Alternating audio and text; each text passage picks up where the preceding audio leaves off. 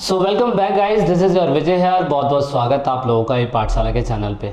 दोस्तों, ये पाठशाला के चैनल पे आप लोग 2022 के हिसाब से जो नया लेक्चर सीरीज है जो 12th क्लास के बच्चों के लिए, वो सीरीज आप देख रहे हैं इस चैनल के ऊपर। दोस्तों, अब हम स्टार्ट करने जा रहे हैं 4th chapter, United Nation and its organisation. आपकी बुक के अंदर इंटरनेशनल ऑर्गेनाइजेशन लिखा होगा जो चैप्टर 6 था, लेकिन अब ये चैप्टर 4 हो चुका है, तो इसलिए आप इस पे ज़रूर फोकस रखिएगा कि ये 4th चैप्टर है, पहले कभी 6th चैप्टर हुआ करता था। अब यहाँ पे इसका नाम of course United Nation and its organisation तो नहीं था, लेकिन इंटरनेशनल ऑर्गेनाइजेशन पहले से लिखा हुआ था, तो आप इसे समझना कि चैप्टर यही है, कंटेंट यही है। कुछ नया चीज ऐड हुआ है जो एनसीईआरटी वालों ने एनसीईआरटी की बुक में प्रिंट नहीं करा है, लेकिन ऑफ कोर्स हमने अपने वीडियो लेक्चर सीरीज में इसको कवर करने की कोशिश करी हुई है। वीडियो का पहला पार्ट है और हम काफ़ी कुछ इसमें समझने की कोशिश करेंगे। अगर आप लोग हमारे साथ ईपी फैमिली टेलीग्राम अकाउंट पे नहीं जुड़े हैं तो आप हमारे साथ ज़रूर जुड़िएगा, बिकॉज इसके ऊपर हम पूरी तरीके से आपको नए नोट्स वगैरह वगैरह चीज़ें देते रहते हैं, और साथ में जो भी हम पढ़ा रहे हैं वो भी आपको ईपी फैमिली टेलीग्राम अकाउंट पर मिल जाएगा। पाठशाला के साथ अगर आप इंस्टाग्राम पे नहीं जुड़े हैं तो ज़रूर जुड़िएगा, क्योंकि वहाँ पे हम इंटरेस्टिंग चीज़ें आपको देते रहते हैं। अब बात करते हैं इस पूरे चैप्टर के अंदर क्या बताया गया है। इस पूरे चैप्टर के अंदर डिस्कस करा गया है जो यूनाइटेड नेशन है उसका रोल क्या है, उसका इंटरनेशनल ऑर्गेनाइजेशन का रोल क्या है, तो हम ये समझेंगे इस पूरे चैप्टर के अंदर। साथ में हम ये भी समझेंगे कि इंडिया का यूएन के अंदर क्या इन्वॉल्वमेंट है, इंडिया का व्यू क्या है सिक्योरिटी काउंसिल को लेके, इसे हम सुरक्षा परिषद बोलते हैं। अब दोस्तों, सुरक्षा परिषद क्या है, इसमें कैसे बदलाव चाहिए, क्यों चाहिए, ये सारी बातें जैसे जैसे हम चैप्टर की गहराई में जाते हैं वैसा हम डीपली समझते रहेंगे। और साथ में इंटरनेशनल ऑर्गेनाइजेशन सिर्फ और सिर्फ यही नहीं है, और भी हैं। WTO है, WHO है, UNDP है, ILO है, बहुत सारी है। ये वर्तमान समय में अंतर्राष्ट्रीय संगठन के अंदर कैसी भूमिका निभाती है, कैसी महत्वपूर्ण भूमिका निभाती है, हम ये भी समझने की कोशिश करेंगे जैसे जैसे हम लेक्चर सीरीज में आगे बढ़ते रहेंगे। तो शुरुआत कहाँ से होती है? शुरुआत होती है इस चैप्टर की इंटरनेशनल ऑर्गेनाइजेशन से, जैसे हम यूनाइटेड नेशन बोलते हैं। यूएन आज दुनिया की सबसे महत्वपूर्ण अंतर्राष्ट्रीय संगठन है। इसके बिना प्रेजेंट टाइम पे पूरे वर्ल्ड को इमेजिन करना नामुमकिन जैसा है, क्योंकि यूएन एक ऐसा ऑर्गेनाइजेशन है जो पूरे के पूरे देशों के बीच में great humanities for piece and progress की बात करती है। इसके जितने भी मेंबर है ऑर्गेनाइजेशन, जैसे आप लोगों ने पिछले चैप्टर में यूरोपियन यूनियन पढ़ा, पहले चैप्टर में नाटो पढ़ा होगा, उससे पहले आपने वार्सो पैक्ट पढ़ा था, फिर आपने यूरोपियन यूनियन और साथ में आपने आसियान पढ़ा, आपने शार्क पढ़ा, आपने ब्रिक्स पढ़ा, आपने G4 पढ़ा, पता नहीं आपने कैसी कैसी ऑर्गेनाइजेशन पढ़ी। लेकिन इन सारी ऑर्गेनाइजेशन का बाप अगर कोई है तो वो है यूएन। बाप कहना गलत होगा, लेकिन मैं कह सकता हूँ कि सबसे ग्रेटेस्ट है। इससे ज़्यादा पावरफुल कोई भी ऑर्गेनाइजेशन पूरे विश्व में है नहीं, तो इसीलिए दुनिया को इमेजिन करना इनके बिना वो इम्पॉसिबल है। इस तरीके से मैं कह सकता हूँ कि यूएन जो है ये शांति और प्रगति पूरी तरीके से फोकस करता है मानवता के लिए, इतना फोकस जरूर करिएगा। तो यूनाइटेड नेशन के क्रिएशंस में आप देख सकते हैं कि डैग हैममार्कस्टॉक ने एक स्टेटमेंट दी। वो एक जनरल सेक्रेटरी रहे थे यूएन के, उन्होंने बताया कि यूनाइटेड नेशन अगर क्रिएट हुआ है तो उसका ये मकसद कभी भी नहीं रहा है कि आपको स्वर्ग तक पहुंचाना, उसका हमेशा मकसद ये रहा है कि आपको नरक में ना जाने देना। अब ये स्टेटमेंट तो उन्होंने इंग्लिश में कही थी, मैं आपको हिंदी में बता रहा हूँ, लेकिन अब स्टेटमेंट जानना ज़रूरी क्यों है? जानना ज़रूरी हमारे लिए इसीलिए क्योंकि इस स्टेटमेंट के थ्रू हमें एक चीज़ तो समझ में आती है कि डैग हैमरस्टॉक ये कहना चाहते थे कि वो कभी भी पूरी समस्या का समाधान नहीं कर सकता है। कौन? United nation.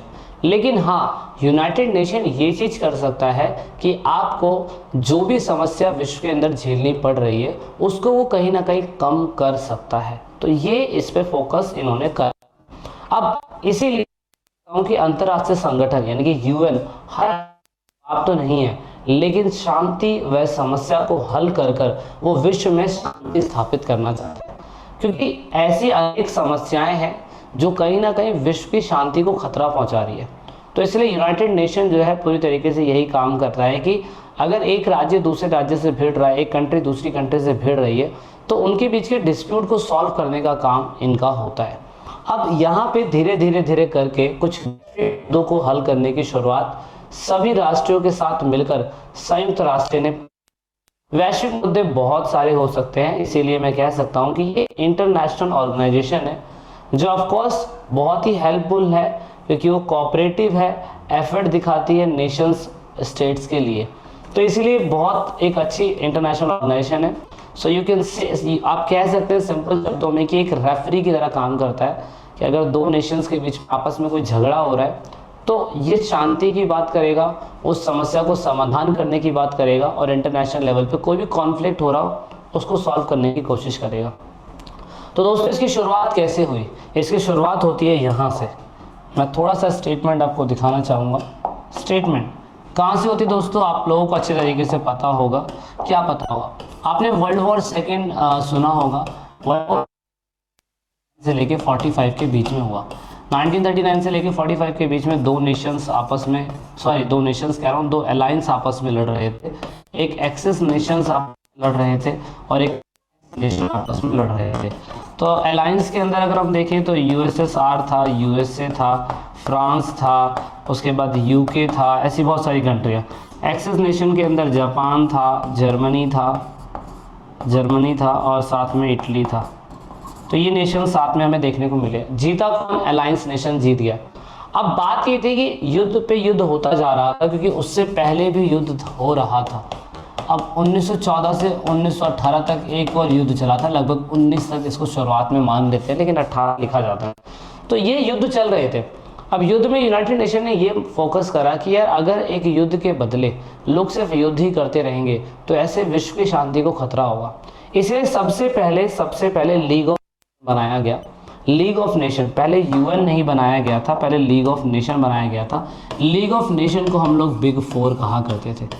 दोस्तों बिग फोर क्या है? ये बिग फोर आप कह सकते हैं। फोर में बड़ी बड़ी कंट्री, फ्रांस थी, यूएसए था, उसके बाद आपका यूके था, एंड उसके बाद आपका उस समय पे यूएसएसआर था।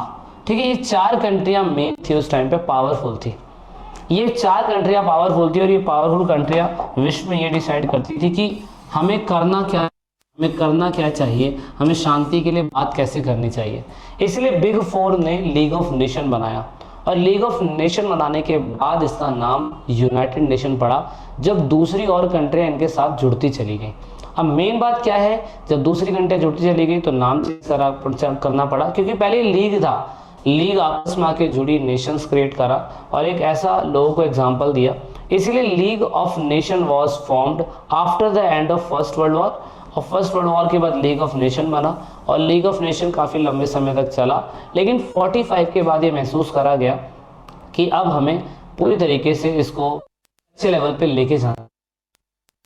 यूनाइटेड नेशन ने एक चार्टर पेश करा, और चार्टर पेश करने के बाद न्यूयॉर्क के अंदर इसका इंटरनेशनल टेरिटरी आपकी यूएसए की, वहाँ पे इसको बनाया गया।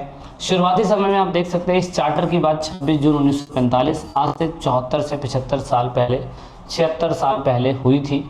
इसको चार्टर को एंट्रेंस में जब लाया गया तो 24 अक्टूबर को लाया गया, और 24 अक्टूबर को लाने के बाद भारत ने भी इसमें साइन कर दिया। और भारत उस समय गुलाम था, तो इसलिए यूके ने साइन करा, और यूके ने साइन करते ही उसमें 51 देश शामिल हो गए। तो 51 देशों के शामिल होते ही हमने इसे क्रिएट करा, और उस टाइम पीरियड पे आप देख सकते हैं 1946 में जब ये बना, तो हमारे कहते हैं उस समय पे नॉर्वे के वकील, विदेशी मंत्री, कश्मीर और भारत पाकिस्तान के बीच लड़ाई, इनको युद्ध विराम करवाया इन्होंने उस टाइम पीरियड के अंदर। तो नए नए सिक्योरिटी काउंसिल्स अलग अलग बनते रहे। अब ये कौन है वो हम बाद में समझेंगे, लेकिन प्रेजेंट टाइम पीरियड पे 1 जनवरी 2017 के दिन एंटोनियो गुटेरेस जनरल सेक्रेटरी बनते हैं। दोस्तों ये जनरल सेक्रेटरी यूएन को पूरी तरीके से चलाता है, इसलिए इसके बारे में जानना हमारे ज़रूरी था। तो ये कुछ थोड़ा बहुत इंट्रोडक्शन आप लोगों के लिए था कि किस तरीके से यूएन काम करता है, यूएन क्या है। यूएन के और भी बहुत सारे क्वेश्चंस हैं जिसके बारे में हमें समझना है।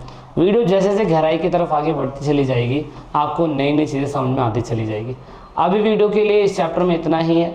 नेक्स्ट चैप्टर में जल्दी, नेक्स्ट पार्ट में जल्दी मिलेंगे। जब तक के लिए जय हिंद, जय भारत, वंदे मातरम। वीडियो अच्छी लगी तो लाइक शेयर सब्सक्राइब जरूर करिएगा। This is it in this video.